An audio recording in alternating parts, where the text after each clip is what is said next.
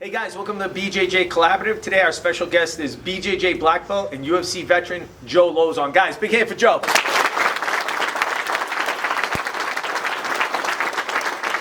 thank you for coming. So I'm kind of like a little bit of a Trojan horse, right? Danny loves the gi. It's near and dear to his heart. Not so much for me. Like I like no gi a lot better. My entire training life has been getting ready for MMA fights, right? So I've been all about trying to get on top. You win a fight by getting on top pretty much, right? You do damage, you hit people, you hit people a lot. What I try to do is I hit people a lot and then I get a submission, right? So it starts with getting on top, right? So we're gonna do some butterfly guard stuff today. I think it's the best guard. It keeps me safe, keeps me from getting hit, and I work a lot of sweeps. There's so many times where guys will go for a submission from bottom. They throw up for an arm lock, they throw up for a triangle, and if they don't get it, they get smashed. Right? A failed sweep is not a big deal though, because we're just going to take butterfly guard, we're going to throw this sweep at them, throw this sweep at them, we're going to keep on throwing sweeps at them and make them defending. If they're defending their base, means they're not punching us, means we're going to win eventually. Right? So that's what we're going to work on today. We're going to work on some butterfly guard stuff. Yes, sir. Let's do it, guys. All right. Okay, so we're starting butterfly guard, right? So I have both hands under, independently on the shoulders, right? I have some sweeps and combinations I like when I lock my hands, but generally I don't like keeping my hands together. That's usually not my first. I go here independently, almost like I'm doing pull-ups or something. Okay, so I'm gonna be here. Now, part of the reason why we did that warm-up in the beginning was to pull them on top, kick them waist, to get them to base out a little bit, right? So a lot of times I'm gonna be moving Julia all around, but I'm gonna bring him off to my right. Okay, as I bring him off to my right, I'm gonna take my hand, I'm gonna raise my hand like I'm in school, right? When I'm like this, the low point is gonna be my elbow. But when I raise my hand up, now the low point migrates from me and my elbow down to be like the crook of my neck and my shoulder, okay? So as I'm here, I'm gonna fall off to the side, raising my hand. I'm gonna shoot my arm all the way up. I'm gonna grab onto Julio's neck, okay? I'm digging my fingers, almost like my fingertips are just barely touching his trachea, but I'm digging my fingers in the muscle on his neck. Okay, as I do that, I'm gonna chicken wing down. I'm gonna pinch my elbow down. Okay, now the big problem I have here sometimes is that Julio's arm will be around my neck. He'll be cranking around my neck, holding on, clinging on, okay? I'm gonna use both my butterfly hooks to push him down and push him away. That's gonna kind of straighten out his arm and make it difficult. Okay, now, by staying here, I'll listen up to be nice. I open up the entire side of his body, right? His arm is stuck, he can't base out with it. His leg is stuck because I'm extending it out a little bit, he can't base out with it, okay? As I'm here, I remember I was laying on my right side. I'm gonna switch on my left side, okay? So I'm just gonna roll over. As I roll over, I'm gonna use my right hand and my right butterfly hook to pull him on top, okay? I'm basically gonna kind of almost pull him on top and kind of flip him almost in midair, okay? There are definitely gonna be some times when it's a slow like this, okay? But most of the time, it's gonna be he's up, and then I come on top. Okay, so again, two hands independent, fall off to the side, raise my hand like I'm in school. Fingers, grab onto his neck. Pinch my elbow down, right? If his arms are wrapped around my neck, I'm gonna use my legs to extend and push him down. Okay, now, everything on the left side, his right is all, widened, right? His arm is stuck, straight up. His leg is kind of extended out too. He'll try to step up with his leg, but it's gonna be hard. It's gonna be hard for me to catch that base. Okay, I'm going to switch on my other side, pull him on top using my right underhook and my right butterfly hook. Pull him up on top, take him out, nice and wide. If I want, I can attack this arm lock. It's one of my favorite attacks, but if that's not your move, just go to mount, that's fine. All right, make sense? Yes, sir. Okay, let's do it on three. 1, 2. Okay. Right, so this entire sequence starts, right? We got to get good at butterfly guard stuff. We got to get good. We're just going to keep throwing stuff at the wall until something sticks. Okay, so this is one really, really good option. This is probably my favorite option off this, right? I get double unders, I catch the neck, I pinch, I sweep, I start it, right? But it's not the only option we have, right? Sometimes, I end up where I'm in butterfly guard, right? But I end up here, I get this over under. Okay, now when I'm here, there's a lot of different options I can do. So no-gi, right? I love taking this hand, grabbing on his wrist, and I basically making so that my left hand is gonna meet my right wrist. Okay, pulling him on top, rolling him up, taking him this way. Okay, and this is what I really like this for no-gi. It works pretty well. I really like the idea of we call it knee walking. Okay, so it's as I roll him over, I'm gonna walk. I'm gonna basically pivot. I'm gonna roll up on my shoulder. I'm gonna walk my knee and my toe, my knee and my toe. Right. So I'd be here. I'd have his wrist. I'd have the overhook. I would lock it in. I would walk up, I walk my foot and walk my knee, walk my foot. I just basically do a circle. And I move a circle, right? Sometimes, like, probably a lot of you guys have gotten in a position where you get here and you catch a good base, like stop my sweep. I'm gonna try to sweep him, right? But he's gonna do a great job. He's gonna step up. And I'm gonna have like a good initial like effort, good momentum going this way, but he's gonna catch himself, right? So I get here and I try to sweep him, he's like, oh, but he catches himself, and now I'm stuck, right? And I'm stuck because look how I'm laying flat on my hip. I'm underneath him. I'm not in a good spot. Okay, so much better than this is gonna be, as I'm here, I'm gonna like rock him up, but I'm gonna get up on my shoulder. Okay, so keep good base again, like try to don't let me sweep you, right? I'm up. Okay, all I'm doing here, all I'm doing here is I'm keeping this here, I'm locking my hands. Okay, and as I rock up, I'm like up on my shoulder, boom, and I'm up. And now he catches his base, but he kind of gets caught, right? Because all his weight is on his foot. But I have a lot of weight on my shoulder, and I'm able to kind of hop, and I'm able to kind of beat him, and I keep it going. Okay, so that's how I like it for a no-gi, okay? You can kind of cheat with the gi a little bit though, right? So I don't like the gi for a lot, but I do like it for this, okay? So as I do this, all I'm gonna do, the exact same sequence, okay? But this time, this hand is gonna reach, is gonna catch like his far collar. So I have this overhook, I'm coming through here, and I'm catching like this far, the collar's coming on the far side, and I catch him here. Okay, now this is like such a powerful position. Right now for this, I can still do all the same stuff. I can still catch the wrist if I want, but I can also catch the tricep. I catch anything I want, and this is just a much better grip for me, right? And it's the same exact sequence though. I'm gonna roll up on my shoulder, I'm gonna knee walk if I have to, right? But a lot of times because I'm breaking his posture down so much because I have a collar, I usually don't need to walk too much, but I have it if I need it. Right, so same thing, right? So I won't really control his arm that much here. We'll see what happens. Okay, so I'm gonna sweep you this way. I want you to step up, catch your base, like stop sweep. Right, so I'm up here. I'm like a lot of weight. Right, and that was without even, using my hand to grab his arm at all. Right, so now do the same thing. Come through, open this up a little bit, get this grip. Of course, like I pull the collar down so my hand will ride up as high as I can. So I have a nice high grip. Okay. Sometimes I do this and I reach like right in the armpit. So I'm not even grabbing, I don't even know if it's legal, but I do it. I reach like deep into the gi, so I'm like almost like putting my arm and I get his sleeve. I'm like catching the actual armpit. And this is like, I feel like it's cheating. It might be cheating. Is this cheating? I don't even know. Is it good? Yeah. Is that fine? Okay. Even better. Because now he can't even base out with this arm. Makes it really difficult. I can still have my hand here to block if I need to. A little extra, but this is a great spot for me. Okay? So, but same thing now. I'm gonna pull him on top of me. Roll him out this way. I'm always rolling. I'm never rolling like sideways. I'm always rolling over his shoulder. Okay, so now he keeps a little base, keep a little base rolling, but it's so easy to take him over. Nice and wide. Whatever I do. This makes sense? So all we're gonna do, one more time. So we would start moving them around, making them base out, doing whatever's gonna happen, and boom, get an overhook. If you want, you can feed, open up, and grab high up on the collar, which is nice. Or if you want, do the same thing, but reach into his armpit. Reach into the far armpit. I'm reaching in the armpit on this side as we get here. Now it's gonna be hard for him to base. Like, try to catch your base. So as we're here, boom, he can base out, base out, base out. Come on, base out, base out, base out. Yeah. Now it's easy. Take him over. Darce him, whatever you want to do after. This make sense? Yes. And again, we're not married to, we have to do it exactly like this. We have to hit this exact sweep. It doesn't have to happen in this exact order, right? So we're getting good at concepts, right? Fundamentals of butterfly guard. The idea is, okay, I'm gonna pull him on top, I'm gonna kick him away. I'm gonna rock him left, I'm gonna rock him to the right. He's gonna base out. I know I can't stop him basing out, but I can try to just get him basing out a little bit quicker and get him to make a mistake, and then we take the sweep. Any questions? No? Okay, let's do it on 3. 1, 2. Joe, thanks so much for coming down. No problem. Thanks for having me. The details on the butterfly guard sweep, but some of the details that you talked about where you were walking the ball of your foot and your knee to continue that sweep, man, that's awesome. I'm going to steal that shit.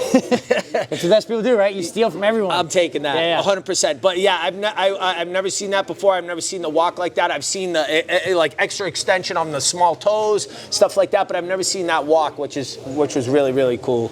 But so thank you. No problem. So there's a whole bunch of things I was thinking about talking about, and one of the things I always like to get a little history of people and how they start. So I think most people know, this history of when you started kind of horsing around with your friends. friends and all that. Yep. But I would like to get into like, so when you first started, what martial art academy you walked in? Was it Reality Self-Defense? Was that the first one you walked in ever? So when I was 16 years old, I walked into Reality Self-Defense. Yep. So it was Joe Pomfret, right? Yeah. So at the time, he was teaching Wei-Churu Karate. Yep. And he was teaching no-gi jiu-jitsu, right? Okay. It wasn't even a gi program, right? He was like a blue belt. So he was already teaching jiu-jitsu though at that time? Yes. All Yep. right. So he, basically, Joe Pomfret, like, he did karate as a high school kid. Yep. Went in the Marines, did all the Marine Corps martial arts stuff. Yep. Came out of the Marines, went to Bridgewater State, and his sensei had a karate school, like a second school, a satellite school that was there, and he didn't have a lot of time for it. Yeah. So he convinced Joe to take it over. So it gave Joe a place to do all his homework for school. It was right across the street from the college. That's cool. Gave him a place super close. You know, he made a little bit of money. Didn't need to make a lot of money, GI Bill and stuff like that, but he was making a little bit more money teaching karate and just kind of had like a home base. He started training at Boston Brazilian Jiu-Jitsu with Roberto Maia. Yep. And got his blue belt. And then trained with Don Banville. Yep. Down in Fall River. And got his purple belt. But I got there between like his blue and his purple belt. When I came in, yeah. So now, so at that time, the academy was where? Was that Bridgewater? It's in Bridgewater. Bridgewater? Yep. So, how old were you when you walked in those doors? So I was 16. 16? Yep. And the place was like super dumpy. Yeah. It was like up on a second floor, like the longest staircase you've ever seen in your life, like this old factory. It was like an old nail factory. Yeah. So second floor, there was like, we had like mats we had to like roll out before class. It was all hardwood floor. It was a beautiful karate school that they like, bastardized and made it into like a jiu-jitsu school basically. Yeah, so jiu-jitsu anytime you took it wanted to over. grapple, you had to You had pull to up. roll the mats out. Yeah. Yep. So so you started 16 years old. How long had you trained before you even thought about like competing or whether it's jiu-jitsu, MMA, like more MMA? I guess my question is, how long did you train before you had your first fight? Not that long. I started when I was like 16. Yeah. And then like I started doing Nagas like right away, like maybe within like 6 months of training. Yeah. Because like, so I walked in and I tapped out like, I almost tapped out Joe Pomfret like my first like week there. Yeah. Right? He just like, he showed some weird knee bar. Yep. And like, I'm just like the new kid and just this scrappy weird kid, like whatever. And I kind of caught him in a leg lock a little bit. And he's like, oh shit, like what's going on here, you know? But I pretty much like, within like maybe 6 months, I was like one of the more skilled guys of the whole entire gym, right? Because I would get there like 45 minutes early. Yep. I'd be the entire class. I'd be there basically until Pomfret was kicking us out and telling us to turn the lights off. So I was just like, I was there every single day. Like that was all I did. Because when I was in high school, I played a lot of StarCraft, right? So I would literally like get home a video game. I don't know. StarCraft's a video game, right? Computer game. And I would literally get home from school at like 2 o'clock. I would play video games till like 10, 11 o'clock at night. Sometimes like 3 o'clock in the morning, whatever it's gonna be, right? So I took all this energy I had for playing all these video games put it on jiu-jitsu. So I was watching videos, I was reading books, I was going to the gym early, I was just living and at that gym. time it was probably mostly books, right? Mostly books. VHS, YouTube wasn't even really a thing yet. Because it was, YouTube wasn't even really a thing. There was some, like, so mixedmartialarts.com was, I think it was like submissionfighting.com at the time, the underground. So that was like really the only place, but people would occasionally post videos and things like that. So, but it was crazy because like that was when like Dana White used to post on there and Joe Rogan would post on there and all these like, these really high level jiu-jitsu people would all post on there too. So it was pretty cool. It was just a smaller community. Yeah, it was a much smaller community. And so were you 17, 18 your first fight? My first fight I was like 18 in like 2 months or 1 month or something. Yeah. Like, as soon as I could fight, I was in there. And was it pro right away at that time, or was it? Because I know at one time it was just everybody was pro. So Massachusetts is weird. So at the time, I think when I had like my first fight, the commission was involved, but they were all considered amateur. So like my first, I think 7 fights were considered amateur, just because that's what the commission was calling them. Yeah. Then the commission at some point stepped away and said, "Hey, we're not supposed to be doing this. We're not like we don't have the authority to be licensing this or doing whatever." So the commission stepped back. So then there's a whole bunch of other shows that kind of popped up with no commission oversight whatsoever. Yeah. And we just had MMA fights and like just like local shows and like all local shows. Yep. Like Club Lido type shows. Club Lido. I fought at the Matrix. In Taunton. I fought in Boston at, I forgot the name of the place, so they changed a whole bunch of time. But just all over the place, So, but like at one point there was no commission involved whatsoever. Yeah. So it was like, if they would let us fight with like rusty meat hooks, it would have happened. It's like there was no rules, there was no oversight at all. Yeah. It was literally like, there was also like medicals weren't done all the time that we were supposed to. Like, I can't tell you how many times like where I would just go to local MMA fights and I would just bring my mouthpiece and my cup and my shorts. Yeah. And I would just fill in and I fought a bunch of times when like I wasn't supposed to fight at all. But I show up at the fights, they need someone, so I jump in and I fight. That's hilarious. Yeah, because I remember them pulling people out of the crowd sometimes here or there. Who's around 170 pounds Yeah. and wants to fight a kickboxer? I didn't know too with the commission like that. I didn't know they went in and then pulled out like that. I thought they were just not existent for a long time, and then finally. So the commission didn't really know what they were doing. So the very first show I went to was it was actually my first fight. So I was just barely 18. I must have just turned 18. I've been training a couple years, maybe 2 years I've been training. Yeah. And so they start out with amateur boxing, everyone has to wear a t-shirt. And for pro boxing, no one's allowed to wear a t-shirt. Yeah. So the commissioner comes up, sticking her chest out all amateurs must wear t-shirts. And we're so then Matt Santos is hey, can we choke with a t-shirt? She's what do you mean choke with a t-shirt? He's well, a lot of us come from jiu-jitsu and we do a lot of chokes and we choke people with clothes. Yeah. And she's no amateurs are allowed to wear t-shirts. They acted like everything was so final. Yeah. And then, but it was completely just figuring out as they went. Yeah. So they were learning as they went. Yep. So that was why they were involved for a little bit, and then someone looked in a little bit deeper and hey, you guys don't have the authority. You're taking money. And you don't really have the authority to do what you're doing. You're the boxing commission, and these are not boxing fights. You have no business being here at all. So then they step back, and there was a period for I don't know, maybe 2 years or so, where there was no commission at all, and we just did what we wanted. And then the commission eventually came back in. So who did you fight for locally? So before that you had Kip Kollar's event, right? Yep. Kip Kollar was Mass Destruction. Mass Destruction. That's right. Bruce Marshall ran Combat Zone. That's right. Yep. You had Full Force. Did you ever fight for theirs, or you were already gone? I didn't UFC fight for Full. Then, right? I was at UFC by then. Yeah. By the time they came around. What was Club Leader? Don Banville ran a show. Extreme cage fighting or something like that. Yeah. Called. Yeah, there were a couple guys like that ran small shows. What about Club Leader? What event was that? Because I remember seeing Jorge fight there, Matt Lee fight there, you fight there. So most of the Club Leader fights were Combat Zone. But then WFL also had shows up there. Oh, that's right. World Fighting League, which was Zach Tessler and those guys. Yeah. That's where I did an 8-man tournament, and I fought 3 times in one night, which would never fly now. No. Yeah. That was when I started working with Steve Mays, my boxing coach. Okay. Mainly because I was worried that, okay, I'm going to get cut in the first round. The way the cutter was, if you fought one fight, the first fight, you got $250. You fought the second fight, you got $500. The third fight, if you won the third fight, you got $4,000. Oh, wow. Right? So it was a big That's big jump, money, right? especially then. Yeah, then it was huge money. So I started working with Steve Mays, mainly because I wanted someone to wrap my hands. Yeah. Because I had broken my knuckle punching my brother in training during a grappling match, right? Punching him. Training or a cookout? Might have been a cookout. Yeah. I think this is about... I might have been after the cookout. So I had a messed up knuckle, so I wanted someone that could legit wrap my hands. Yeah. And I needed someone that could legit work cuts. So if I got cut, they could address it and deal with it. We would have been, put a little Vaseline on it. We didn't know what we were doing, But so I started working with Steve Mays, and he knew nothing about MMA at all. Yeah. He was a big Chuck Liddell fan. Yep. And he was pumped about it. He thought I was gonna get crushed. And then I beat 3 guys. This kid can fight a little bit. And then that was kind of how it took off with Mays. But so mentioning your brother, he fought on same card as Fedor before, right? The Affliction card? Yeah, Affliction. Yep. I will never forget that. That was insane. Yeah. So I wouldn't say I met Fedor. It was in a ring, right? It was in a ring. It was in a ring. Yep. Yeah. I wouldn't say that I met Fedor, but I remember being in the back, and there's it's a lot of the venues. There's basically a tunnel system that goes all the way around. You know what I mean? The seats go up. But underneath, there's a tunnel system that goes underneath all the seats, right? And that's how you move around the back.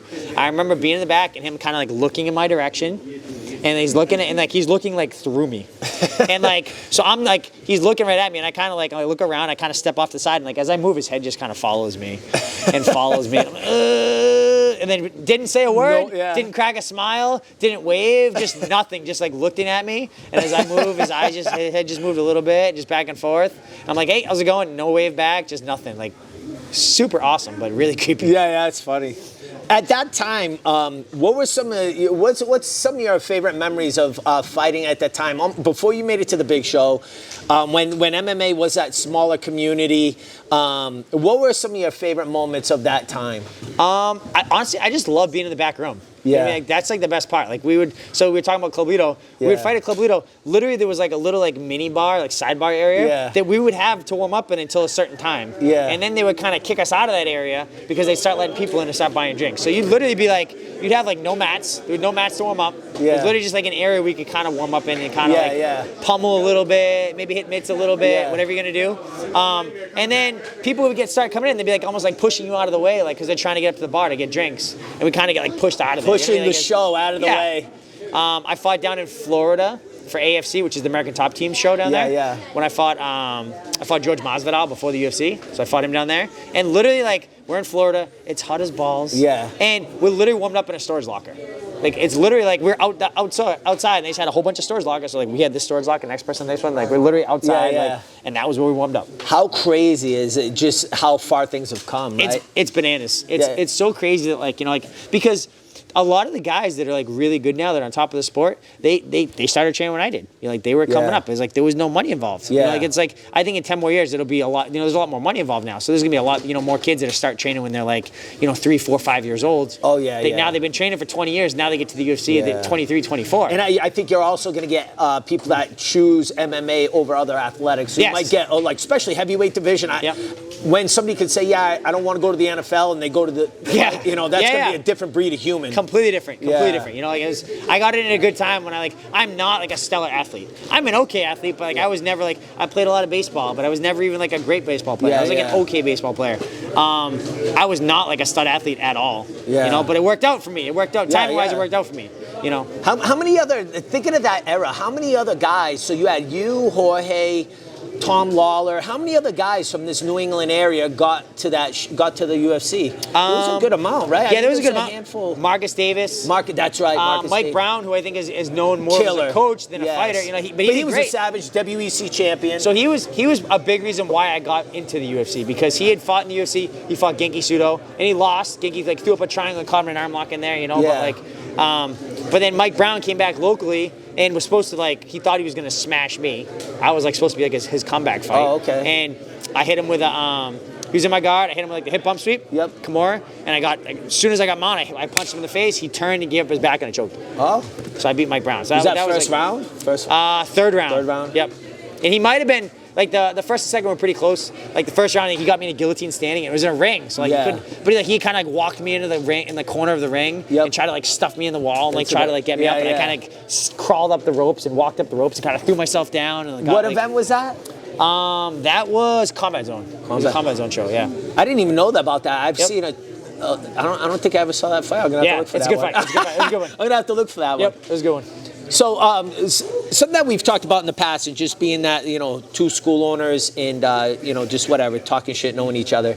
But something I wanted to talk to you about is with, being that MMA is getting so big and that, it could be a career, but I wanted to get your thoughts on, it could be somebody who's already training, but a lot of times it's somebody that's never trained before, and they come in and they have the goal of, hey, I want to make it to the UFC, and this is my career, and all that. And I firmly believe, you have to have that mindset, sure, but a lot of these guys are almost, I feel like they're looking at it like it's 100% done deal, and then also not remembering what is the percentage of people that, first of all, a very small percentage can even get there, right? So if you can even get to the big show, and then if you do get there, how long can you last? And is any of it going to make you any type of money where you could sustain a life, a family, So let's talk about some of that.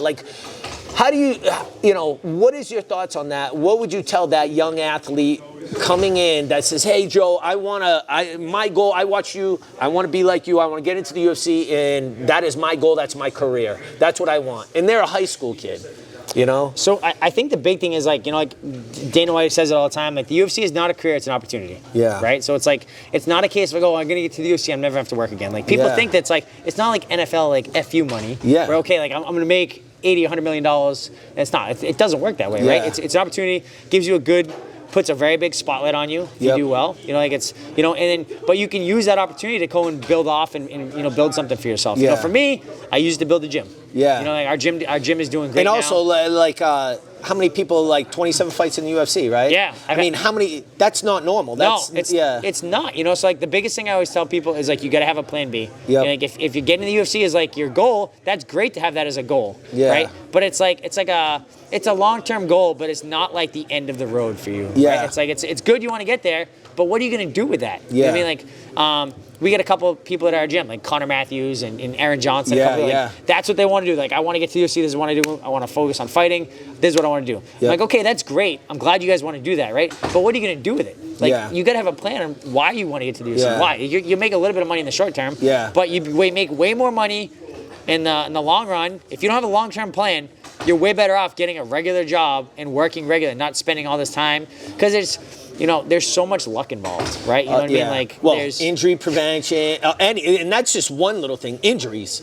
You know? injuries. Like there's been people that they're in the back room warming up and they collide heads, they get a headbutt. Yeah. And how does that change the career path? Yeah. How many times does someone get screwed on a judge's decision? Yeah. How many times do you get like a freak injury where you twist your knee wrestling? Yeah. Or you break your hand boxing? Yeah. There's so much luck involved, and you can do everything you can. You do the best of your ability to prepare and be, kind of weather the storm and prepare for all the bad stuff to happen. But stuff happens. Yeah. You know what I mean? Like right now we're dealing with COVID.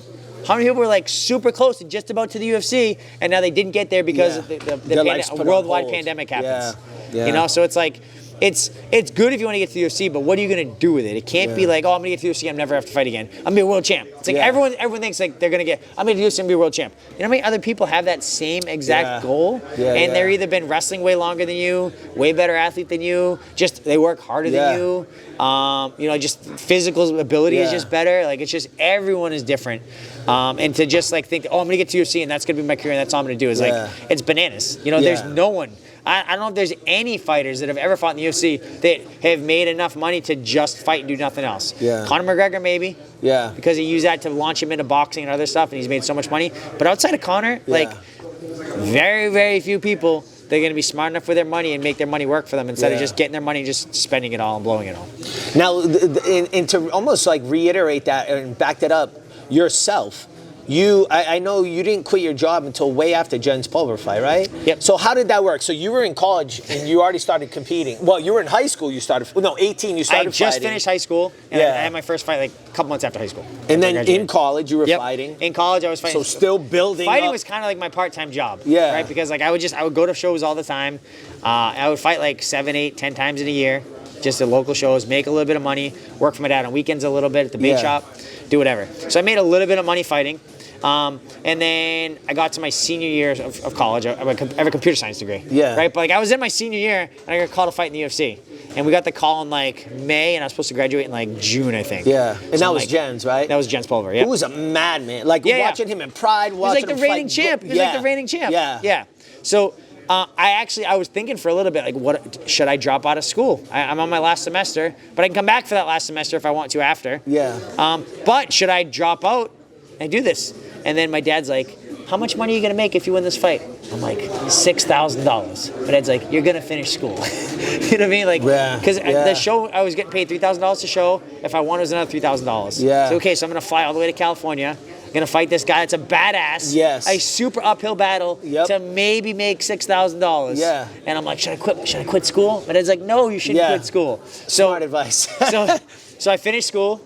I was working because I had a computer science degree. So like I had a co-op job that I started like my sophomore year, I think.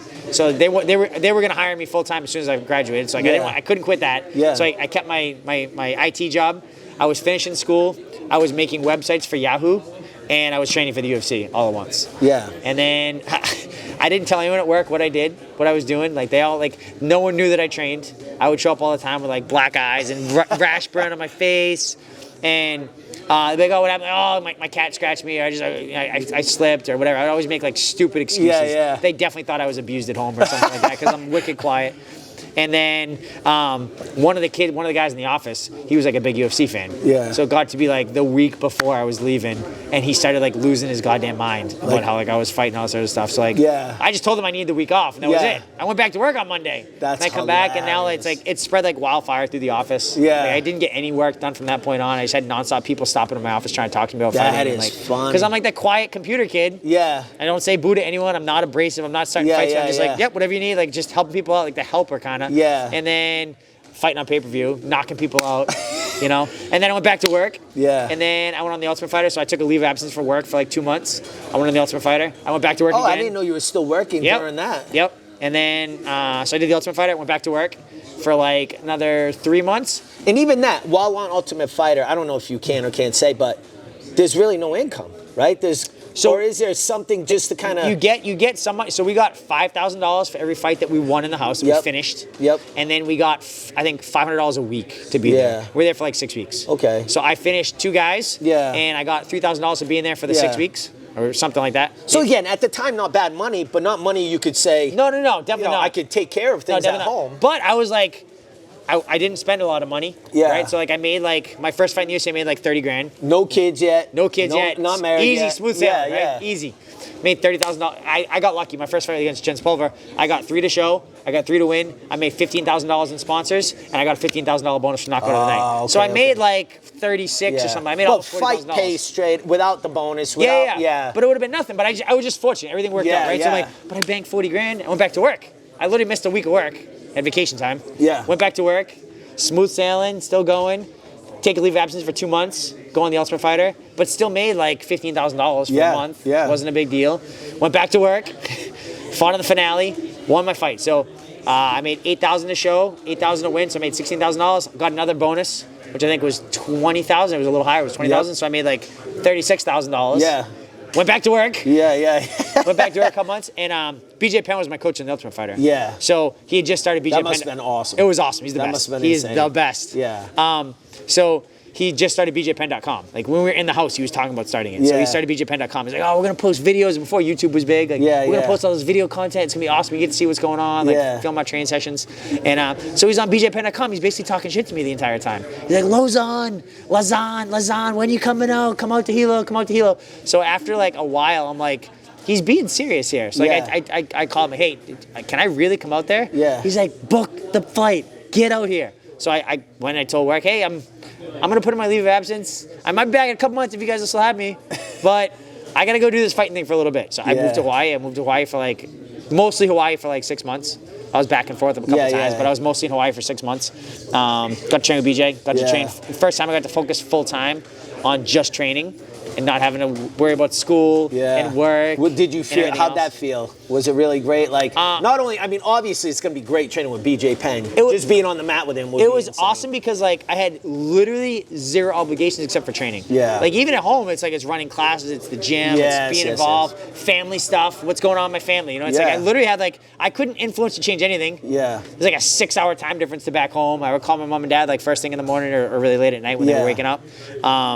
Talk to them a little bit, but like literally, like I'd go and train in the morning, come home and nap.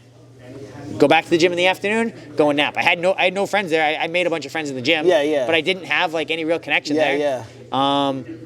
Just like do nothing but eat, sleep, and train. It was awesome. Yeah. So and again, the whole time initially up until that, working, school, like. Yeah, I mean, I find sometimes, you know, you get young guys in and they're like, oh, I'm going to train. And it's like, well, you can work and train at the same time. Yeah. That's what the real world does. And especially even more so when it comes to jiu-jitsu, because jiu-jitsu money is only kind of new now. Yeah. And it's, you know, even worse than day one MMA money. I would say that for there's very few people that are making money purely off competing. Yeah. You know what I mean? Maybe a guy like even those that are making money, their money comes from seminars, running an academy, DVDs, something. Instructionals, yeah. Yep. It's never just, oh, I competed, you know, other than maybe a Gordon Ryan or something, but even him, he's out there hustling, doing seminars and these things. So, you know, it's just good, I think, for people to hear, like, hey, listen, you can't just rely on this. You know, good, you have a dream, you have a goal, do it, but don't quit, you know, education, don't quit your college, you know, don't quit work, don't, you know. So many people like, oh, I just want to be able to do nothing but train. Like, yeah, so wouldn't everyone else. Yes. Who wouldn't like to do just that? Of course. You know what I mean? Like, you promise you get family stuff. You have to work. You have to have some kind of income. Yeah, healthcare alone. Yeah. You know? You know what I mean? Like, you know, even like, say like a good local pro that sells a lot of tickets and everything, maybe you're going to make $6,000 to $10,000 if you fight locally. Maybe if you're like some of the best ticket sellers around, maybe you'll make that. If you make that, how often are you gonna fight? You're gonna fight, you know, 3 times a year? Yeah.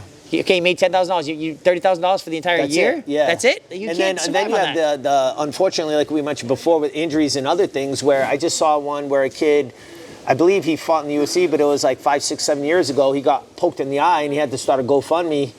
You know, his eye is like dead, and it's like, you know, you gotta plan for everything. There's so much horrible stuff that can happen. Yeah. I mean, you could be like, I could be ready to get my first fight in the UFC. Like, I get the big break. I've worked so hard, and I get T-boned going through an intersection. Yeah. Or I break my arm, or break my leg, or break my back. Okay, that's done. Yeah. Like, what are you gonna do now? You know what I mean? So like, the big thing I always tell people is you got to have like another backup plan. Like, it's like getting the UFC cannot be like the main goal. It's like, okay, that can be a really good like tool to use to promote whatever else you want to do, but it can't be the only thing. Yeah. It's got to be like a part of your plan. It can't be the whole plan. And what do you think about attributes for a competitor? Not just physical, but because I feel like the physical aspect, a lot of people have that. The technical aspect, there's a ton that have that. You can get some real savages. You know, you see people come in and out of the gym, you go, like, think about since you started the academy, how many hundreds of people you go, oh, that's a physically talented person. Yep. But there's that whole other thing where, one, can you take punishment? Two, can you deal with the ups and downs? Like, hey, you have a fight, now your fight's canceled. Or, hey, you have a fight, now you're injured. Or, hey, whatever. And then all these little things we talked about where some personal thing happens at the peak of you getting ready. You know? There's so much to it, right? There's a physical part of it, right? You can't be like, some people are just not athletic. Yeah. Maybe their joints are hypermobile or the hyperimobile, like it's whatever. Like, it's just, you just have problems there. You know, they're not a good athlete for whatever reason. Maybe they're like, they have a problem with their weight because like their genetics not good, metabolism is just not good. It's like that can be a problem, right? Then there's like, how are you about, you know, technically? How technically are you? How technical are you? Yeah, yeah. You know, how technically sound are you? Like, do you pick up things well? Do you know, everyone learns at different rates for grappling, wrestling, jiu-jitsu, kickboxing, strength and conditioning. Like, everyone learns different rates. Like, are you decently well-rounded where you can pick up on all those and be useful, right? Yeah. How is your emotional intelligence? That's huge. How do you deal with, like, having fights get canceled and not whatever, and then not going off and partying and drinking your face off and being an asshole, right? It's like, okay, well, it's like, I understand that you're upset because you've been doing this, right? But at the same time, you have to keep it dialed in. Yeah. You can't just go off like, oh, it's whatever, I'm pissed. Like, I'm out of fight camp, I'm gonna do what I want. Like, you can't do that. Yeah. You know, like, can't let your weight. And also, too, I would imagine, too, at that point, you're starting to lose some focus. Yeah. You know, if you're doing that, you're losing focus, and you haven't, you know, especially if you haven't even gotten to the bigger shows yet. Like that. You haven't started. You have not started. You know, it's like, it's way easier to get to the UFC than it is to stay there, right? Yeah. And like, and it's really fucking hard to get there. Yeah. But it's even harder to stay there. Yeah. I mean, you see people all the time where, you know, sometimes you don't even know they're cut, and then, you know, I mean, the roster now is so big, and it's only getting better. Yeah. I mean, because, again, you have kids going from other athletics. Because you're just, the talent pool is getting bigger and bigger and bigger, right? All the time. So you're getting guys that are stud athletes. You're getting guys that pick up on wrestling. They've been wrestling since they were 3 years old, and they've been boxing since they were 5. Yeah. And their dad was like an Olympic boxer or something like that. Like, they grew up with it. You know what I mean? Like, you know, they have the emotional intelligence because they've been, you know, raised properly to deal with that for whatever reason. You know what I mean? Like, whether it was good upbringing or bad upbringing, like there's you know, pros and cons to both.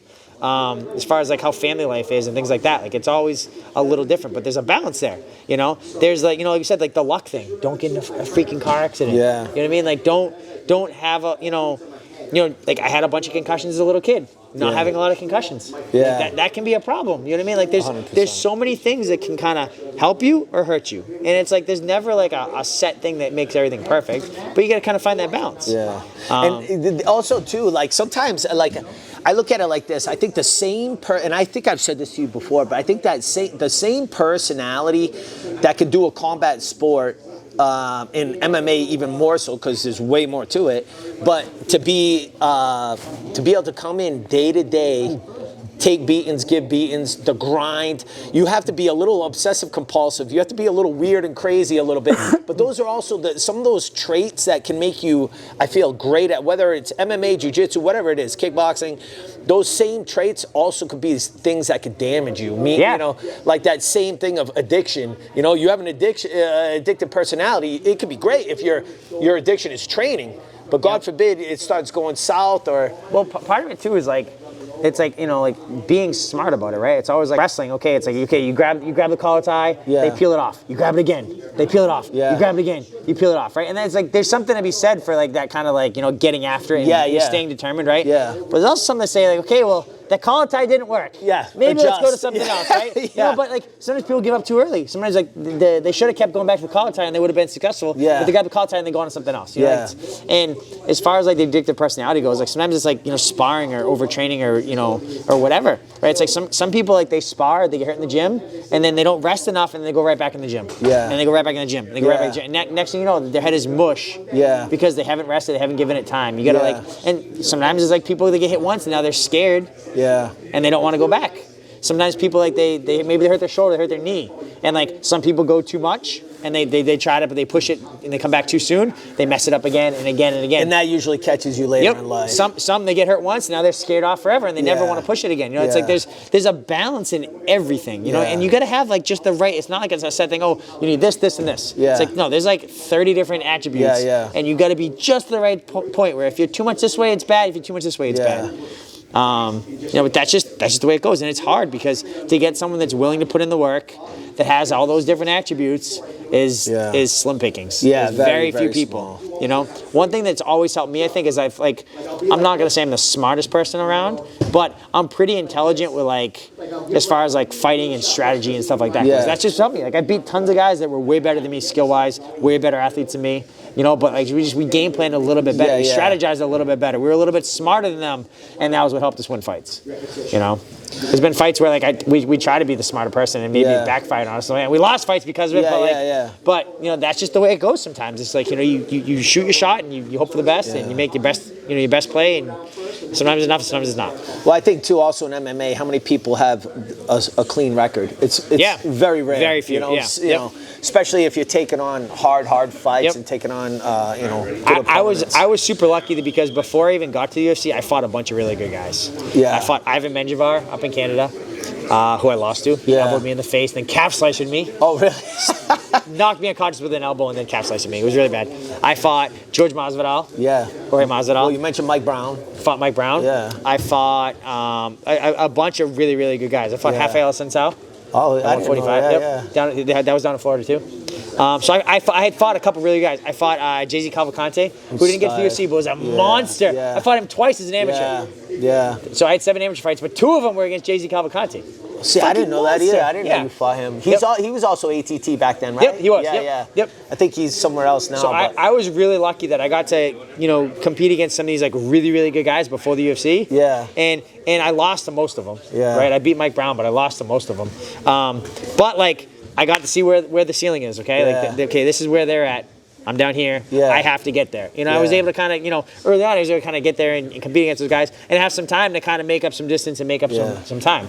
But it's hard. It's Do you not feel easy. that's changed now too? Is like so you to be able to bring somebody up to go to bigger shows, they need a good record now, especially now, right? Yep. Whereas before, do you feel it was a little more forgiving, or like you know what I mean? Like you know, you could take on harder fights then, and it was. So it wasn't held against you as much? It's always a little different, right? So like Randy Costa, he fought all guys that were horrible around here locally, right? Yeah. We just kept having him kick people's faces off, kick their faces off, It kick their faces amazing. off. He looked great though, right? But we knew that Randy could fight. Yeah. We didn't need to test Randy locally. And he had because- harder amateur fights too, right? Like his fights were all pretty easy. Oh. His amateur fight, like, he had like we knocked out like 8 cab drivers, right? But we knew he could train with those guys because he was sparring with me and Rob He was Font getting his hard and Calvin rounds in the Kattar. He was academy. getting in hard rounds in the gym. Yeah. And we didn't need to test him out there. You we knew. knew what Yeah. he could do. Yeah. We knew he was okay to get there. So he got to the UFC with no losses on his record and goes out there and, you know, he lost the first fight in the UFC, but gained a lot from it, and he's done pretty well since then. Yeah. You know, like, but everyone's a little And different. always a fun fighter to watch. Yeah, either way. for sure. People like watching him. You get someone who goes out there and they're kicking someone in the face every single time they fight, knocking people out. They're You're gonna gonna buy that fight. Yeah, for sure. Yeah. And the UFC, those are guys they want to watch. They want to watch guys that are exciting. Yeah. You got a kid that's like he's up and down, up and down, up and down, head kick. Yeah. Up and down, head kick. You know what I mean? Like, you know, it's hard to like do that because like there's a lot of guys that like they want to get there, but they haven't been and they haven't trained with guys that are that high of a skill level. So it's like you got to kind of test them in the fight a little bit and kind of see where it is, or like or the UFC or these other shows they want to see you fight some tougher opponents. Yeah. Sometimes it's just being in the right place at the right time. Yeah. That's like just like the UFC needs a guy at 135. Yeah, somebody fell out or What whatever. are we gonna do? And they just think that they happen to see a clip of you 2 days ago. Like, oh, we get that kid. We'll go talk to him. Like that's how a lot of times it is. Yeah. It's just pure luck. You know, are you ready to make the weight? That's another thing. A lot of guys, like, they're not ready to make weight all times. Yeah. You have to be ready to make weight all the time. Yeah. You want to be a professional fighter, you have to be ready to make weight in like 1 week, 2 weeks, you got to be ready to go. Yeah. So many guys, they want to get, 30 pounds above their weight class, and now it's okay. Like, now they want to try and crash diet down. They're like, oh, well, I need 2 months to make that weight. Well, you can't take a short notice fight now, so there goes most of your chance to get in the UFC on short notice. And also, do you find, I don't know, I found this, I think we're going on 15 years, I mentioned to you before, of running an academy, but I find anytime with MMA, a lot of times guys, they'll train, they have a fight, and then they're gone. Do you find like that's a repetitive thing overall? Like, or, I mean, obviously it's a personality thing, but I find, and again, just jiu-jitsu. Whether guys compete or not, they're always here. Jiu-jitsu guys, are always very dedicated, right? Whether it's gi, no gi. MMA, you're taking more punishment, so it makes sense to have a little time to recover. But you should be building that skill set 24/7. 100%. It's hard because everyone always wants to, like, I hate the term fight camp. I hate the term fight camp. You should always be training. I'm in fight camp. Yeah. Okay, so fight camp for most people is like someone that should be a professional fighter. They'd be like someone like me. I'm getting ready for a specific fight, right? That's when, like, okay. And that goes back to game planning. Yes. That's when we're like, okay, like, if I'm fighting a southpaw that's 5'6" and fights a certain way, I'm only sparring and I'm only training with southpaws that are roughly 5'6" that can imitate that and play. I don't spar with anyone just for the hell of it. Yeah. I'm fighting southpaw. I only spar against southpaws. I only drill against southpaws. Yeah. My mid holder is always standing southpaw. Like, we stay, on that. We're like, because we're ready to fight that particular southpaw, right? That also means that we're game planning and we're working on triggers specific to that person, right? We're not like trying to build my overall skill set. Yeah. That's what you need to do. Overall, like, day to day, you need to be building your skill set every freaking day. Yeah. I mean, every day you go to the gym, you're working on something. I should be able to ask you, okay, what are you working on right now? Yeah. Oh, I'm working on the arm drag from guard. Yeah. I'm working on my short choke from the back, and I'm working on a half guard pass. Okay, those are your 3 things. Right? Everyone should have like 3 things that they're working on, right? Should be like, oh, just getting better. Just keep working. It's like, no, it's like, so what happens is in fight camp, you start getting like a little bit more conditioned. You start getting your reactions a little bit quicker. Usually you're not working when you're peaking. You're not working on, unless, like you said, it's a specific fighter, but a local kid. Yeah. Right? Who are, a couple guys, each guy has a couple fights. Yep. That's almost just like you're working your mental and physical conditioning. Right. Your tools should already have been built. Yes. Right?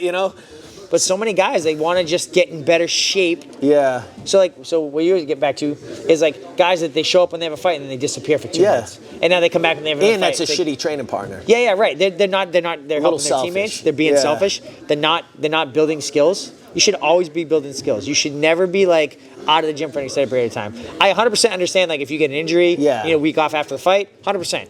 The following Monday though, you should be back in the gym. Yeah. Out for a week.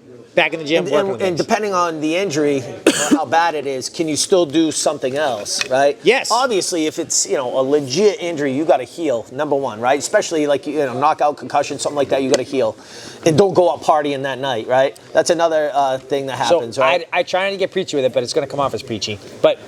So I never drank alcohol. Yeah. Right? I never drank my entire life. I never drank. Once when I was 18, there's a stripper that made me try to take a drink of something. But I don't think it even counted. I was taking like Kool-Aid, but. It's a dirty strip club in New Jersey. But I never drank alcohol, right? I can't tell you the number of guys that I see, like, they go and they fight, they definitely get concussions. Yeah. And then they go and they pound all kinds of beers and drinks after, right? It's like, okay, so your brain should be healing, but instead you're gonna flood it with poison, right? And I'm like, I'm not saying you can't ever drink. Yeah. But I think that after a fight, that's the last thing you should be doing. Yeah, well, isn't the whole thing stay hydrated as much as possible, kind of stay low key, rest, Or like there's been times I've seen other guys where like they go and they fight, they definitely get concussions, and now they get like blackout drunk and they fall downstairs or something, or they, you know what I mean, or they crash a car or something like that. It's like stupid. Like, it's like, we're talking about luck and luck being so important. How the hell can you say, oh, this is what I wanted, this is the most important thing in my life, and then you go and you fight, and then I gotta blow off steam, so you go and get drunk and ruin it all. Yeah. Stupid. Yeah. I'm trying to get preachy about it, but like, I can't tell you a number of guys that, sparring. They're sparring, they're getting knocked out in the gym, they go right back to it, they jump in the next round, they get hurt again, they get dropped again, back in the next round, doing it again, then they go drinking and partying their face off, blackout drunk that night. It's like, how does anyone think that that's okay? I think, and again, that's where I feel like that goes back to that thing I was saying earlier, where some of those weird personality traits that can get caught up in that is also the same, sometimes can be the same person that can go out there and get it done, a little on the, a little crazy, a little, risk taking, but it could definitely spiral You know, and like we're talking about concussions now. Like I think like another thing too is like anytime I've had a concussion, I've had a bunch of concussions for sure. I would imagine. But I've taken a lot of time off after every single one. Before I fought Jeremy Stevens, I was supposed to fight Hermes Franco. Yeah. And I got like 45 days out, 42 days out, something like that. I got a concussion pretty bad in the gym, right? I was like, you know, I'm like sitting down and I'm in the cage after I got my headgear on, I got my gloves on, look at my boxer, like, when are we gonna start? He's like, we just sparred. we just finished. Like, we're gonna take you to the hospital. So they take me to the hospital. I'm like, okay, I gotta call my girlfriend. The girlfriend I'd broken up with like 2 weeks before. Yeah. Like, take your phone. Making sure you can't text anyone, you can't post anything. And again, like, thank God you had a coach that was paying attention. Yeah, right, yeah. You know, so like that happened like 45 days out from a fight, right? So like for the entire fight camp, I'm fighting in the UFC. I'm fighting, right? I did the entire fight camp, did not spar one time after that, did not get hit once, don't have a single punch come back my way, nothing but mitts and super slow jiu-jitsu. Didn't even do live rolls. That's all we did. We won the fight. It was great. Yeah. You know, but like anytime I had a fight where like I definitely got hit a lot. I got a concussion. I got rocked at all. Yeah. Didn't spar. Didn't have anything come back my way for like 3-4 months. Yeah. That's why there's been a lot of times when I've had like long breaks between fights. Yeah. Because like I understand what's going on in my brain. They might call say when you're ready to fight, like, hey, we're not doing anything for the next 3 months. Well, also the style you fight is a pressure style. Yes. Right. So you know you don't mind taking a few to give a bunch. Yeah. And then stay in somebody's face. So also, you're gonna get some damage. I would say the times I got hit the worst were times I was backing up and I was trying to like get away. Oh, really? Was when I got hit with shots. Like when I was coming forward, because you're at the end of the snap. Yeah, you're at the end of the snap of the punch. You know what I mean? Like for the most part, like I'm staying in close. Sometimes I get hit a little bit, but usually I'm crowding their punches in. I'm kind of shortening it. I'm kind of jamming them a little bit. Yeah. Not nearly as powerful. I still get hit a little bit, but not nearly as powerful. So that kind of helps a little bit too. But like I said, anytime we had a concussion or a rough fight, lots of time off after. Yeah. You know, so like I think that makes me like, whereas the guys they get knocked out in the gym on Saturday and they're trying to spar again on Sunday or Monday. It's like, dude, no, rest. Yeah, heal up. Heal up. So what? Looking at your fights, whether in or out of the UFC, what was one of your favorite fights or your most memorable fights? It's like picking a favorite child. Yeah, it's You know what I mean? So many fights were awesome for different reasons. Like the first fight with Jim Miller got fight of the year. And then I got this huge cut. Yeah. Bloodbath. Like just awesome fight. Yeah. The Melvin Gillard fight was awesome. Yeah. Every time I fought in Boston was great. Of course. Gabe Rudiger. Michael Johnson. Some of that too because of the crowd and friends and family. The Michael Johnson fight wasn't so good because I got beat up in that fight in Boston. So that wasn't a favorite. Yeah. But I fought Gabe Rudiger in Boston. Yep. Fought Jonathan Pierce in Boston. Yeah, yeah. You know what I mean? Like I had a couple really, really good fights in Boston. Yeah. So that was good. The Jens Pulver, the first fight in the UFC, was awesome. Yeah. When I fought Jamie Varner, we got like a double bonus. We got fight night and I got submission night. I remember that. He was a stud too in WEC. I remember watching him a lot and going, man, this kid. That was one where we fought a little bit smarter, right? Yeah. We planned on him shooting the blast double. We had a sweep off of it. We triangled him off of that in the end. Yeah. But good wrestling, good striker. Very good wrestling, very good boxing. Yeah. Prone to breaking his hand though. Oh, okay. So we just kept jamming. We kept letting him punch the top of my head. I was trying to not block with my hands, but more block with the top of my head.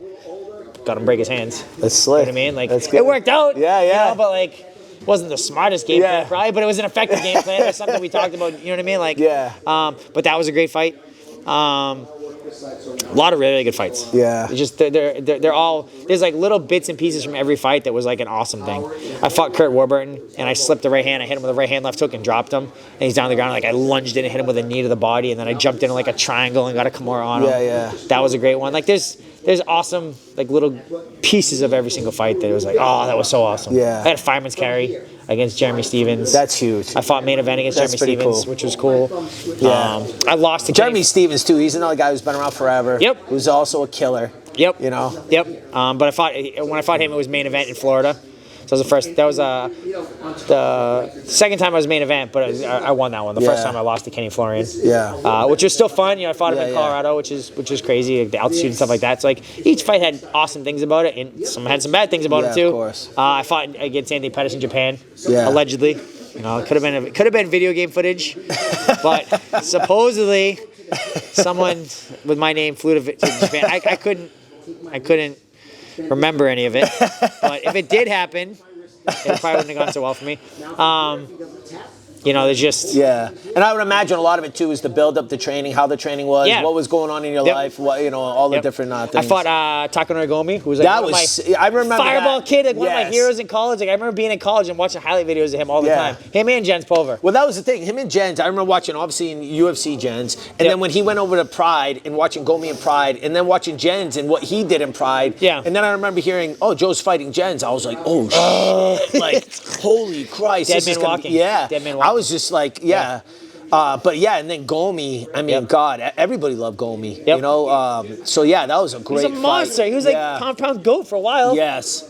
Yeah. He's probably juiced to the gills, but he was a killer in Japan. Yeah, well, in Pride, nobody gave a shit, Yeah, right? no one cared. You hear all the stories now. Unlimited stamina, unlimited, crazy boxing. Was also a baseball player. Did you know that? I didn't know that. He's a big time baseball player. Oh, That's why really? he throws his left hand. He's a baseball player. So like pro, semi-pro? Not like semi-pro or something. But, Like, just yeah, like he was good, super into yeah. baseball. Yeah. That makes sense. Big But he old was. hand. There's a fight where like I game plan worked perfectly. Took him down just like we planned. Took his back. Flattened him out in like a weird spot. I'm pretty sure I ripped something in his groin there. I flattened him out. You flattened out. Yeah, because you took his back, you flattened him out, you sprawled him out like pulling, Kinda like heel a to butt. spade Yeah. There was another one you did that too. I remember. And then Gomi, so then I start hitting him, and then he's unconscious. So the ref's right there. So I'm like, I assume the ref can see it. Yeah. I'm like, Was that the one you kind of stopped and you looked I up? for a stopped. I minute? got up. I walked away. Yeah. The ref's like looking to him, looking at me. He's like, I didn't stop it. I go walking back. He's like, all right, that's good. I stopped the fight myself. That was a great one. Yeah. Every fight was awesome for different reasons. Yeah. There's a piece of it. Even the fights I lost were good. So 27 fights. How many years has it been? So my first fight was 2006. Shit. So we're going 22 soon. Yeah. Yeah, that's a haul, Been a Joe. while. So as far as competition, whether MMA, jiu-jitsu, do you still have any drive for competition? I mean, sometimes in the back room with you, getting guys ready, doing whatever, and then as the walkout, I could see you bounce around, getting pumped up, and I'm like, oh, all right. But so, like, is that anything you're still thinking about, whether it be jiu-jitsu, anything? I'm definitely still thinking about it. I've had a lot of fights in the UFC. Yeah. I know that I can pretty much tell them who I want to fight and when I want to fight them. Yeah. And they'll give it to me. Yeah. You know what I mean? Like I gotta be within reason. I gotta be logical about it. But they'll be fighting again. Like so, I'm not saying I want to go and fight like an Edson Barbosa. Some guy's gonna try and take my face off. Yeah. But a good grappler or someone like that, or someone that's just starting out, I would love to do something that. interesting. Yeah. Yeah. But it's 100% gonna be on my terms. Yeah. You know, it's like I had no interest at all fighting during COVID. All last year, I had no interest at all. Yeah. I started picking up all the strength conditioning stuff like back like late spring this year, and I wasn't like jumping in like 90, both feet, 90 miles an hour, but like working our way into it Doing it slow. to get in shape. You know what I mean? Like so, like we fight in the spring or so. I think that's probably fine. We fight in the summertime. That's fine. Like Are you cutting the soda in half, or still pounding soda? I drink a lot of soda probably, but I definitely like I don't know if I've ever seen anyone drink as much soda as you. No. An adult man. No. Anyway. No. How much soda do you think I drink in a day? Well, you're the only guy I know who has a case of soda in the cooler at the gym, right? Or you did at the old gym. Yeah, but that lasted like weeks though. Oh, well, all right. It lasted weeks. I had like So I went in there, I'm like, any water? And they're like, no, just Joe's soda. Oh, that was because it was after the 4th of July. We had 4th of July. Yeah, that was right. That was what I was like. No, I mean like I probably drink like a can or two a day, which I understand it's a lot of sugar. Well, I guess for me that would be coffee or anybody else. Right. That's and I don't drink coffee. I don't drink coffee. Yeah, I don't. It's okay. It's got the ghee and coffee over here. The no ghee and soda guy. So so jiu-jitsu, no real interest because it's not you're a competitor, but it doesn't bring any money. It doesn't make any sense whatsoever. It doesn't make sense, right? Because you did Metamoris and it was not you didn't really care for it, right? Overall, I enjoyed it. But I mean, you like grappling, so you're gonna like competing. So I got paid well from Metamoris. Yeah. But it didn't even come close to what I get fighting for the Not UFC, even right? close, And it was nice. Jiu-jitsu money is not MMA money. They flew me out to Florida, to California for like 2 days. Yeah. I competed. I grappled. I lost to Dylan Dennis, who's awesome. Yeah. Right. Didn't get hurt. Didn't go to the hospital. That's huge. Wasn't beat up. Yeah. I literally had like a good. It was like probably like a day of training for you. Yeah, it was like a day of training. It was fun. Yeah. And I made some decent money, so that was fine. Yeah. But like, if I fight, I make between like $100,000 to $250,000 if I fight. You know what I mean? If difference. show win, if you get a bonus, like can easily win a fight and make $250,000. Did the sponsorship thing kill you? Because you're at the time, again, where you mentioned before, where sponsors were huge. I kind of liked the sponsor thing, so like I figured it out. Like, because like I'm a math guy, right? So I figured out my 8 fights prior to the Reebok deal starting, I averaged $24,000 per fight. Yeah. Now some of those I was main event, some of those I was a little bit under, some of those like opener, whatever. But I averaged $24,000 a fight. Yep. Right. At the time, I think I was like $15,000 with Reebok, but that was for like one fight, and then I was at $20,000. But then you got to pay a manager. You got to hopefully all the sponsors actually pay. Yeah. Because some sponsors just don't pay. Oh, really? That's a problem, huh? Scummy sometimes. Yeah. You got to have a banner done. You gotta do all kinds of social media stuff. You gotta. I thought like the biggest sponsor would pay for the banner. No, it's all, and the deals are all done last minute. It's all literally done like Wednesday, Thursday before. Around. So you're hustling. You have to pay someone to hustle because I don't want to deal with it on fight week. Yeah. So someone else there, and then they got to ship everything last minute. You got to get the banner made last minute. It's and like, the upside too, it's your gym, so you don't have to pay gym fees and all the other things. You know? So it's not a big deal. I didn't think that this Reebok deal was a big deal. You know, like there's definitely some guys that have like, you know, like they have friends and they make a lot of money from friends. Yeah. And it sucks for them. Yeah. But if it's a friend that really trying to, they don't need to be on the banner for the actual fight. You know what I mean? Like it's, so it's not a big deal there. I didn't think their thing was a big deal. Someone that's like on their second fight in the UFC, they're not getting a lot of money from sponsors anyways. Yeah. You know, they're going to get like, I think in the Reebok deal, they get like $5,000 now. They probably weren't going to get a whole lot of more anyways. They might have made a little bit more, but not much more. Yeah. So I don't think it's a huge deal. And you know it's going to come. You know it's going to, be whatever. Yeah. It's great for all the coaches and corners because everyone gets sneakers, everyone gets fight kit stuff. Yeah. It definitely looks, no one can say it doesn't look it looks good. So the uniformity of everybody, it does look sharp. You know. It definitely looks sharp.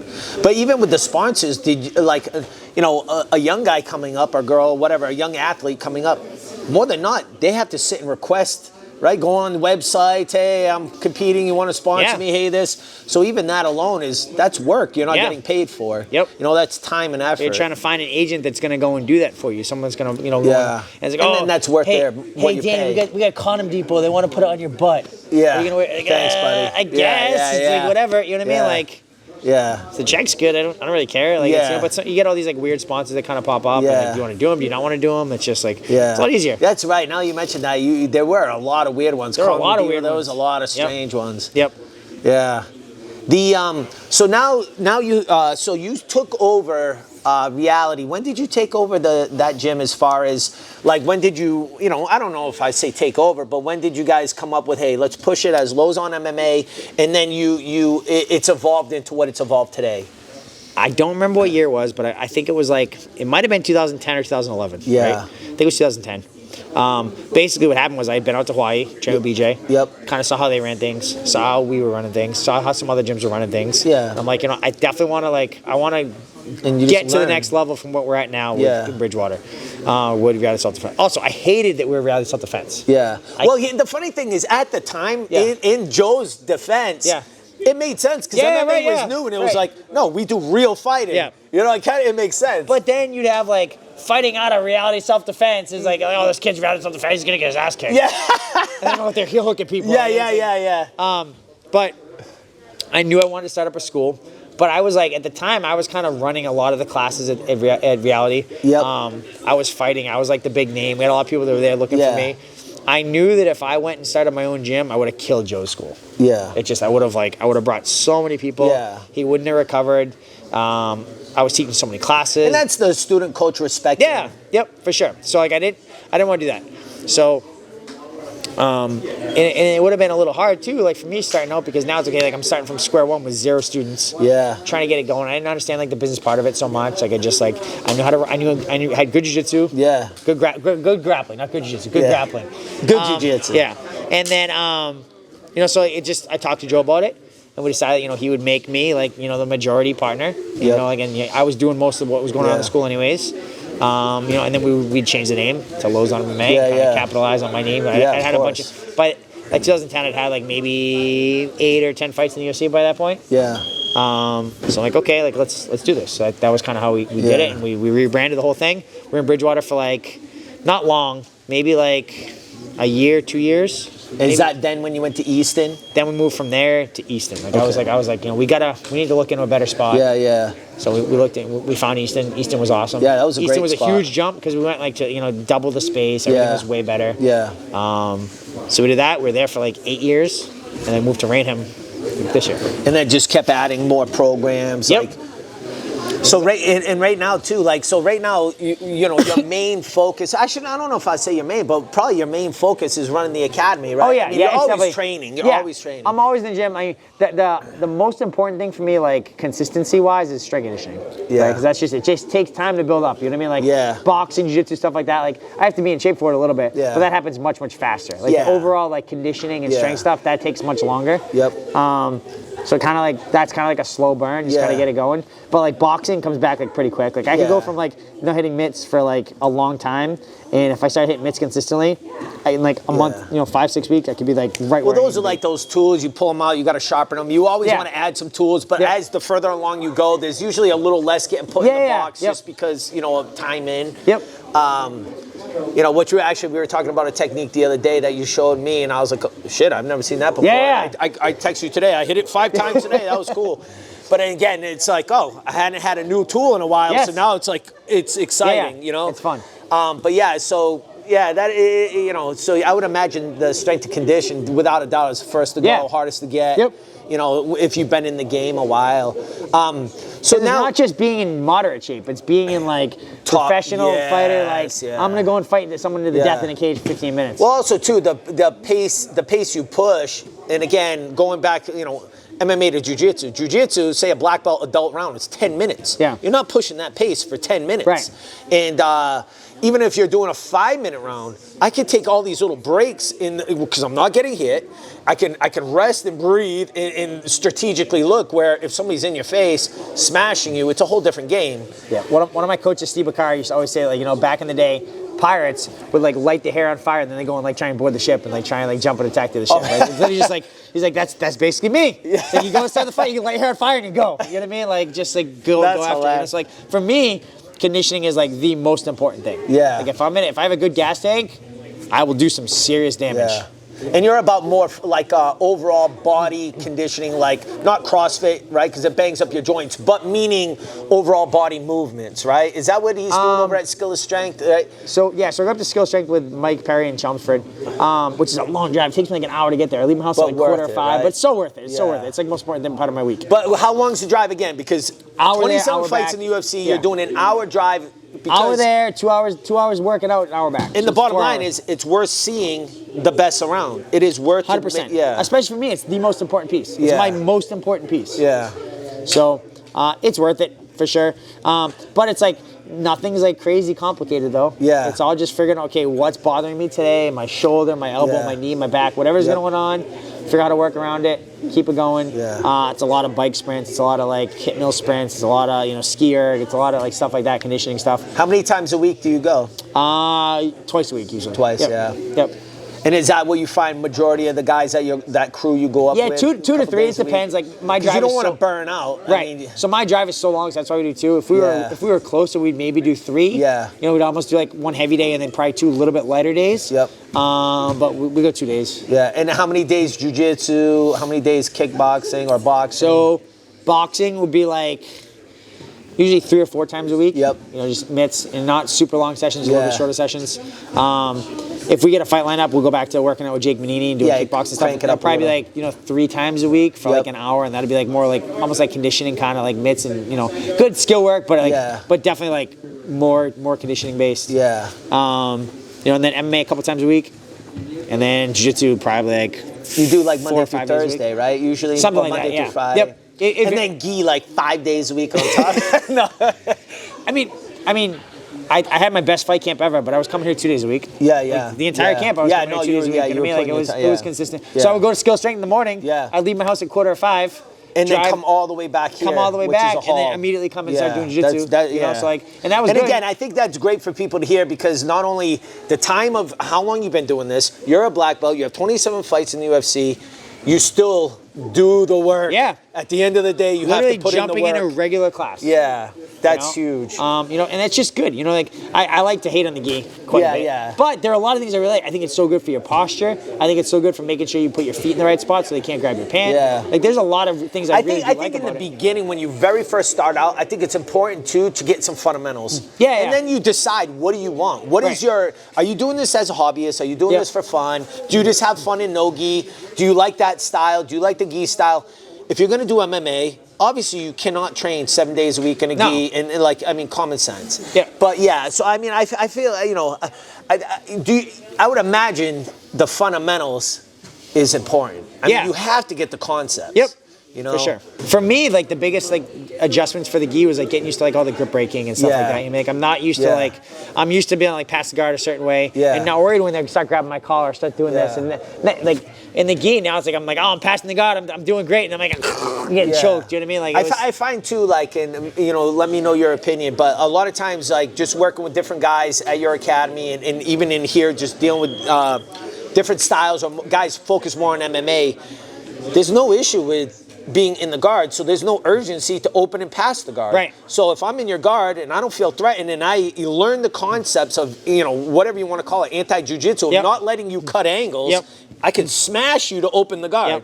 So I find a lot of times it's, you know, hey guys, posture up, open the guard, and then pass. If you're looking at the concepts of pure jiu-jitsu. And then on top of that, also like using the wall. Yes. Like in jiu-jitsu, you're used to like having to pass the guard technically and do this. And not there. I'm just gonna put you on the fence. Drive my head in and hammer. You know what I mean? Like it's just like get it done. It's just different. You know what I mean? Well, like, also too, I think too that's where if you like when you watch your fights, things you truly, if you sit and break down and watch and you really want to appreciate a lot of good shit, is that pressure and then all the in between. It's not just boxing. It's not just jiu-jitsu and wrestling. It's all those little in-between things that like you don't get in a kickboxing class. You don't get in a jiu-jitsu class. You will only get in an MMA class. But even then, it has to be a class to where you're doing specific style drills, like you said, against the wall. To where, and again, I think that's important where, you know, like, you know, I say it all the time, like, if you're going to train MMA in New England, you should be going to your academy. I mean, it makes no sense, not, especially that Saturday class. Yeah, that Saturdays you have are awesome. You have guys from all over New England coming down, some of the best young athletes coming up to be able to train with. Yeah. I mean, it's a no-brainer. It's awesome. So we do like, the first part of like team training is like super light, like, you know, 1-for-1 kickboxing drills, right? But it's like guys that are really high level, but they're going to go at it like a nice, easy, like it's like almost like a warm-up for them. Then we pick it up to like the 3-minute round sparring, which is like a little bit lighter. Then we tell all the guys, hey, we're going to 5-minute sparring. This is going to be a little more intense. If you're not ready for this or you don't want this, get off the mat. Right? They get off the mat. We do the little bit more intense 5-minute rounds. Then, regardless of you do 3 minutes or 5 minutes, whatever, then we go to small gloves. We do a bunch of drilling on the wall. We do like, you know, 30, 40 minutes of drilling on the wall. And then at the end, then I'll teach something about that. You know what I mean? And then, like Monday, Wednesday, Friday, I teach an MMA class like during the day, 11 o'clock. So like whatever we're gonna work on Saturday, we're gonna work on that position on Monday, Wednesday, Friday. So the guys that get to that class, they get 3 days of working on that position, working on stuff, and then on Saturday, it's like, oh, what position are we going to do? Oh, we're going to do the position we've been drilling all week. You know what I mean? So it's kind of... And I got to tell you, for me, that was a benefit I had when I was training with Dedeco, my coach. I would see him in the morning, see the technique. If I then would see him either in the afternoon or at night and see it again. So when you get to touch it more than once in that week, because you know how it is. You might show something, you don't show that thing, you know, for another year or something, you know. So it's nice to be able to see something a few times and then drill it a few times. And it kills me when someone's like, oh, like I know this one. Like, you don't know this one. I've done 8,000 arm locks. I still need to work on my arm locks. 100%. You know what I mean? Like it's, you know, people think, oh, they've seen it before. They think they can replicate it and do it well. It's like there's so many ways maybe you got 3 details last time. There's 6 this time. And there's 9 next time. And there's 12. It's like there's always more details. Even in every technique, there's so many variations. Like today when you were showing that the way you had the grip, and somebody pulled me aside, hey Danny, and I'm like, well, let me try to make sure I hit the details he hit, because you could do this, like 20 different gripping styles. Yep. You know, and that's also where it can get confused. And also, you know, especially now where one technique has 40 names, you know, and that gets a little weird. And that's why I think it's good and it's bad when people start like looking up stuff on like YouTube and stuff like that, right? There's so much good content out there on YouTube, right? But if your entire school plays like a certain kind of system, and now you try to add in this like foreign piece, yes, that piece will probably be effective against some of your guys, but it probably doesn't fit in all that well, because all the other stuff you've been doing is like not going to lead into that, you know? So it's good, but it's also bad in some cases. I'm a huge fan of watching fights, whether it's MMA, jiu-jitsu competitions, whatever. Definitely think you should study anything to get good at it, just like you would with school, college, whatever. But I also think, I almost wish there was a thing of, you know, you hit a certain time in training, and then you start watching your videos.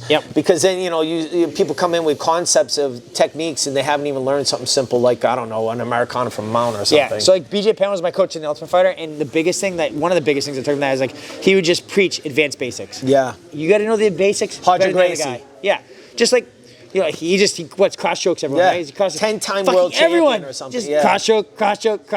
He's got a couple details that he's a little bit better at. He'll murder you everywhere, but that's his main game. His bread and butter, you know? So it's like, you know, like there's so many times when like, there's all kinds of cool things you can see, like, you know, what's that stupid move everyone's doing from bottom of side control where you like wrap her over the neck and you catch your leg? Oh, the buggy choke. The buggy choke, right? Like, so, okay, super cool move, right? Yeah. How often are you going to use that? Well, here's the like other a thing. Paintbrush or something. Yeah, and the other thing is, too, is usually those are those techniques where you should have learned how to escape from the bottom, pull guard, turn the forwards, get up, and a million other things. And a kid will learn that and then do that. Buggy choke. So, and here's the thing. You might catch it once. I catch you once. Yeah. I'll probably never catch you in that again. Yeah, right. So, you know, it's kind of, But it worked that one time. Yeah, so it's like, hey, what's better? Get back to your guard, turn the forwards. Yeah, 100%. Yeah, it's funny, you know, that definitely plays into that. We talked about butterfly guard today, right? My biggest thing is like, we're going to go to butterfly guard every combination. You know, it's like double unders. Well, I liked how you did that, Over, under. Yeah. Over, under. You're like, look, just the upper body, look at the variation. And there's so much you can do with all that stuff. If you get good at all those combinations, you have limitless combinations. And then in the gi, add 20 something more combinations. Yeah, right. Just lapel sleeve, Grab two here. sleeves. But there's so many different things. It's insane. Yep. But Joe, back to the academy. So you have no gi, right? Yep. You have MMA. You have all types of kids programs, and that's another thing too. I you know, to make sure, you know, if anybody watches this, the balance you have now. So it's very difficult for an academy to have a balance to where, and it could even be, you know, not just MMA, but also a competitive jiu-jitsu team where you can have a competitive jiu-jitsu team, a competitive MMA team, have kids classes, have all adult classes, and have them all run smoothly. Yep. Because, and you know, I love watching Chael Sonnen, and he said something the other day, and I said, God damn, I wish everybody heard that about, you know, hey, listen, the MMA guy is usually not the one keeping the lights on. Yep. He's usually not the one, you know, all the things about running an academy. You need to be able to pay the bills. You need to be able to do all these things. So it is a hard balance to have producing MMA talent, producing competitive jiu-jitsu talent, plus being able to pay your bills and do all these other things. So I find, like, at your academy now, you have, what are the programs you have? So for kids, we start kids at 3 years old, we do Tiny Ninjas. Yep. So 3 to 5 is our Tiny Ninjas. Yep. Then we have 6 to 9, which is our Vipers. Yep. And then we have 10 to 14, which is our Cobras. Okay. So that's like our kids program. Once And kids that's are like, focusing jiu-jitsu? Jiu-jitsu. Mostly jiu-jitsu, Mostly right? jiu-jitsu, Yeah. Once the kids But are... they're still learning, like, obviously you're learning judo's jiu-jitsu style takedowns. Yep. But they're also learning some wrestling takedowns. Yep, absolutely. So, like, you know, we're more of a grappling system than the straight, you know, typically, like, in Brazilian Jiu-Jitsu school, it's a lot of, like, guard pulling and trying to, like, you know, kind of sport specific. Yeah. We're more so, like, takedowns, judo throws, hip tosses, all that kind of stuff. Yep. So that's our kids program. Then once kids are like 14, 15, that's when we start like thinking about, like, it depends on the kid. But when they're 15, that's when we start sending them up to adult class or whatever. But if there's a kid that's a smaller 15-year-old kid, he'll stay with the younger kids. Yeah. If he's a big 14-year-old, maybe we'll kick him up a little earlier, you know? So that's our kids programs. And then adults, we have kids kickboxing, which is starting with our Vipers. Yeah. So that's like our kids that are 6+, they can do kickboxing. Is Pomfret still doing that? Pomfret does that, yeah. Yeah, Pomfret does that on Saturdays, and then Connor does it on Monday, Wednesday. Two great coaches. Yep. And then I have adult gi. I have a pretty good Yeah. adult gi coach. And now you have gi a lot now, right? You have So you do 5? 2 days. You have 2 days, and then Pomfret does 1 day, And then Josh does 2 days. Yep, so we 5 have days 5 a days, week. 5 Yep. days a week, gi. And then competition class, they can always train with us. Yep. And then we do our grappling class. I teach Monday, Wednesday, Friday, but then Josh does Tuesday, Thursday. We have a Saturday marathon grappling. We have a Sunday, 2 Sunday classes Yeah. at 6 a.m., 8 a.m., which is early for Sunday, and then we also have 5 p.m. with Tyler. So we have no gi every single day of the week, multiple times a day. Yeah. And then we do team training on Saturday mornings, Yeah, which is packed schedule. everyone comes And in. marathon grappling is usually what people call like an open mat, meaning you just grapple. It's You do rounds. open mat, but it's generally not people showing up and drilling. It's like live goes. It's like go. Just go. all- We set the all clock, grappling. and if you want to do every single round, you do every single round. Yep. If you want to do 1 round and take a round off, Yeah. that's cool too. And then do every other, every third, whatever you want to do. So if you're in good shape, you do every round. If you're not in good shape, you do whatever you can handle. No pressure. Like sometimes it's like, oh, you gotta do every round. Yeah, It's like, nope, not like that. It's super low pressure. And what's it like an hour? Yep, it's an hour. Yeah. Yep. Just long enough where people, so marathon grappling will happen, but like there's nothing going on right before it, but the gym's open. So people can get there and they can drill before, and then they can do marathon grappling for an hour, and then they jump into team training usually. Yeah. That's good. So the new location is Route 44 Raynham. Yep, Route 44. And it's right in front of the Raynham Flea Market. But what's the actual address? It's 500 South Street West. right. It's it's like 500 S Street W. It's like, is the Taunton line like right there? it's down a little bit. It's like maybe only 2 miles down. Oh, okay. It's really close to Taunton though. I mean, that's a nice busy area. It's great. It's right off the highway. Yeah, you can't It's so beat close. that. It's so awesome. convenient. Yeah, it's great. And the website is LauzonMMA.com. LauzonMMA.com. All right. Yep. And so I want to end this by doing a gi versus no gi challenge. But because of my age, I get to pick how we start. It's going to be like the Eddie Bravo thing. So I'm going to have you sit here. Are we doing this for real? Yeah. I'm going to take my gi off? No, you're going to keep your gi on because it'll only be fair that way. So we're going to start like this, right? I'm going to have your back. No, you can't. All right. And now wait, let me get here. We're going to go here like this. If I get the tap, then I win. Nah. But no, Joe, thanks for coming down. Thanks for your time, brother. I know you're super busy. Guys, check out Joe. Check out Lauzon MMA. I hear there's a great gi program, but it's now 5 days a week. It's huge. You have no gi every single day. Amazing kids program. Guys, thank you so much. Robbie, thank you. Joe, thanks again, bro. No problem. Thank you.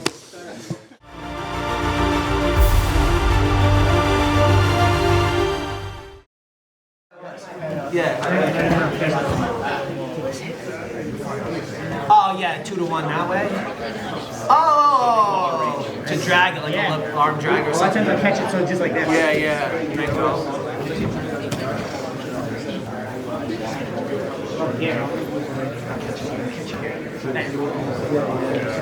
Try to keep your face.